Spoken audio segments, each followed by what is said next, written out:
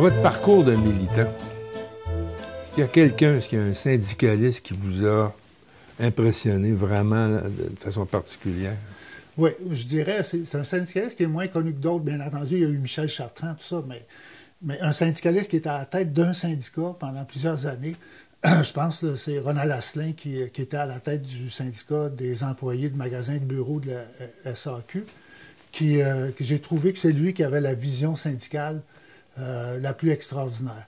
Et d'abord, c'était un des premiers qui nous a soutenus, qui a pris de la publicité dans l'autre journal. Puis je pense que c'est Michel Chartrand qui m'avait référé. Il avait dit « on va voir le gros Asselin, il va t'aider. » Et puis, effectivement, c'est arrivé. Puis ce qui était amusant avec Ronald, c'est que de temps en temps, je recevais un téléphone, puis Ronald disait « Qu'est-ce que tu fais à midi? » Je dis « Rien. » Bon, descends à midi, je vais aller te chercher. Fait que là, il venait me chercher en voiture. Puis là, il m'emmenait soit il y avait ses deux restaurants préférés, c'était la Hélène de Champlain ou Gibby's dans le Vieux-Montréal.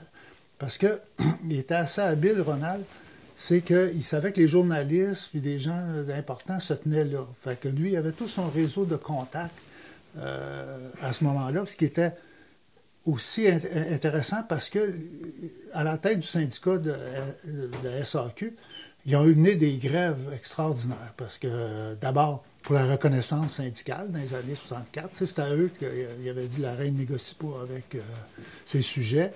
Ensuite, c'était les traîneaux de pied, là, on les appelait de façon péjorative, les traîneaux de pied.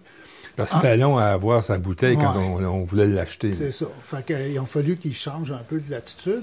Ensuite, leurs conditions salariales, leurs conditions de travail. Puis, ils sont battus beaucoup contre les privatisations, particulièrement contre le PQ. C'est assez extraordinaire.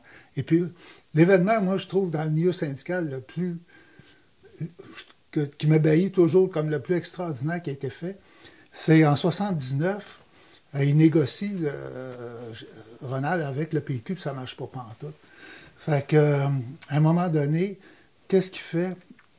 Il téléphone aux expos, et puis il parle à des gens de l'administration là-bas. Il dit si vous voulez, je vous amène 2000 personnes l'après-midi pour le match de baseball. Tu sais, on savait qu'il y avait des matchs de baseball l'après-midi.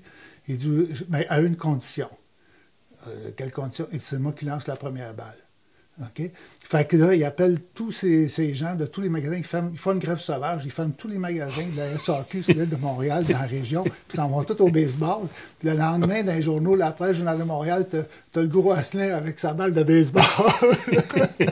Ça, c'est vraiment du marketing assez extraordinaire. Fait qu'il s'est battu contre le PQ à ce moment-là. Et puis, ça, c'est 79. En 80, c'est le référendum. Écoute, c'est le premier comité pour le oui qui est mis sur pied dans le mouvement syndical. C'est son syndicat qui le met sur pied.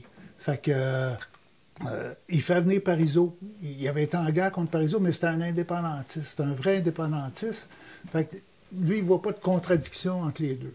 Tu sais, il y en a que parce que le PQ les avait coupés ou n'importe quoi, ou il avait été en mauvaise... Puis pour eux autres, ils ont été longtemps dehors, là, à cause du PQ. Puis ça, c'est un syndicat que Ronald et les autres, il n'y avait pas de fonds de grève. Parce qu'ils disaient, un fonds de grève contre le gouvernement, là, ça ne te donne rien parce qu'ils vont épuiser... Ils ne commenceront pas à négocier tant qu'ils n'auront pas épuisé ton fonds de grève. Fait que, puis ils ont été des 4-5 mois en conflit. Fait que non seulement il était syndicaliste, il était indépendantiste, mais en plus, il était, je dirais, internationaliste parce que, dans le cadre du Canada, il avait développé des relations avec tous les syndicats des Liquor Board à travers le Canada. Fait que même s'il était indépendantiste, ça ne l'empêchait pas de faire ça. Puis il avait fait comme un genre de centrale informelle de tous ces syndicats-là, qui était assez extraordinaire. Et puis même, il avait été en Russie avec des syndicalistes du Canada anglais. Il a fait un voyage en Russie après la dislocation de l'Union soviétique, tout ça. Puis il me raconte qu'il se promenait sur la place Rouge avec un leader syndical russe. Et puis il voyait tous les vendeurs du temple et tout ça. Il dit au gars, il dit « T'as combien de membres toi, dans ton syndicat? » Le gars, il dit 2 millions. Il dit « Moi, j'avais 2 millions de membres. Ça fait longtemps que j'avais fait le ménage ici. »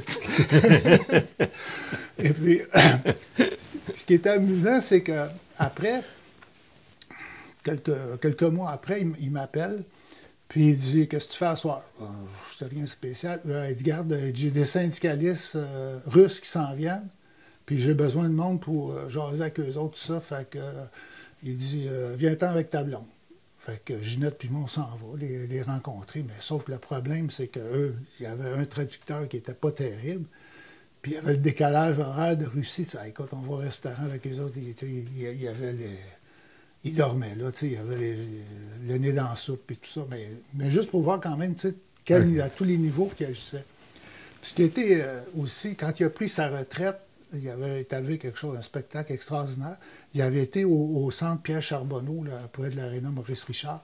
Il y a une fête pour Ronald, pour célébrer sa retraite. Je pense qu'il y avait 2000 personnes parce que les autres, ils avaient fait venir tous les employés qui pouvaient du syndicat à travers le Québec pour rendre hommage à Ronald. Et puis là, écoute, le spectacle va, les discours, tout ça. Puis arrive à un moment donné, la scène, aux quatre extrémités, là, aux quatre coins de la scène, il y a des poteaux qui se lèvent, il y a des câbles qui se mettent, et puis là, tu as 2 lutteurs professionnels qui embarquent sur le terrain. Puis c'est un combat de lutte parce que son frère il était arbitre de lutte. Fait qu'il a offert un combat de lutte. J'avais vu ça.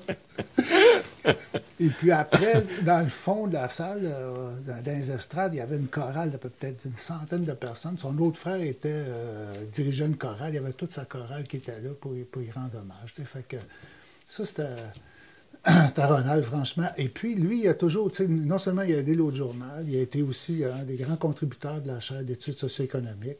Il s'était impliqué en politique. Il avait soutenu le FRAPP à l'époque.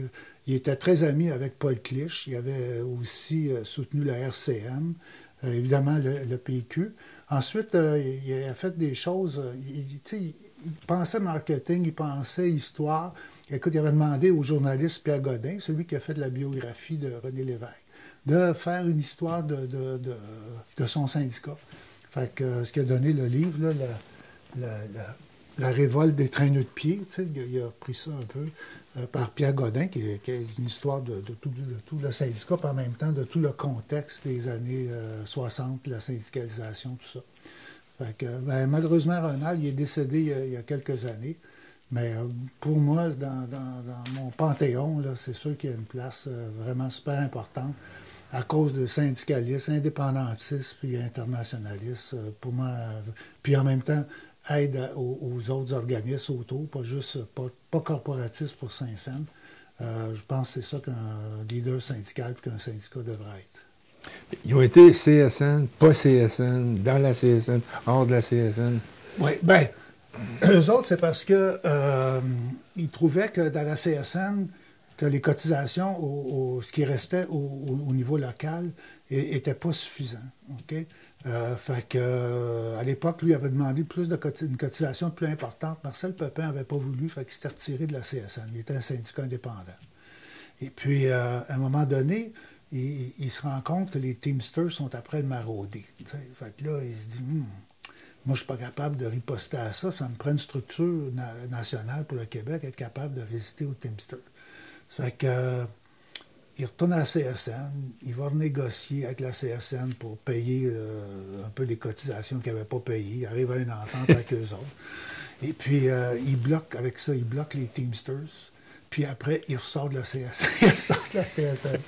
Mais c'est un des syndicats favoris de Michel, de Michel Chartrand. Il était toujours ensemble avec... nous, je me souviens, on se rencontrait souvent... avec Léopold Lauzon, Michel Chartrand, Paul Clich, puis Ronald Asselin, des vendredis après-midi, c'était le fun. En même temps, il nous avait des... Lui, comme il avait sauvé la SAQ de la privatisation à plusieurs reprises, non seulement c'était apprécié par ses membres, mais c'était apprécié aussi par les cadres puis la direction de la SAQ, parce qu'il avait sauvé leur job. Fait que souvent, ils nous avaient des commandites de vin. Quand on organisait des activités, des lancements ou des trucs, on appelait Ronald, pas de problème. On avait une commandite de vin. C'est tout un personnage.